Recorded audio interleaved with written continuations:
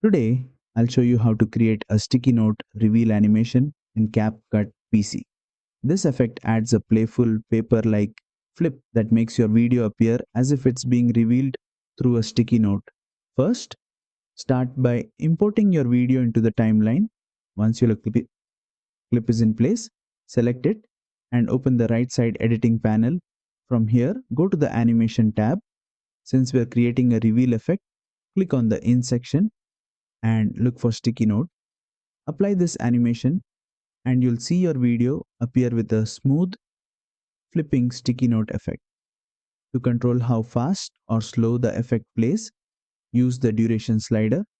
Dragging it to the left will make the reveal happen faster, while increasing it creates a slower, more dramatic entrance.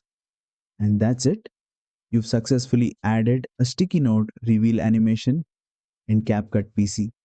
This effect is perfect for creative presentations, fun intros, or adding a unique touch to your videos. If you found this tutorial helpful, don't forget to like, share, and subscribe for more CapCut editing tips. See you in the next one.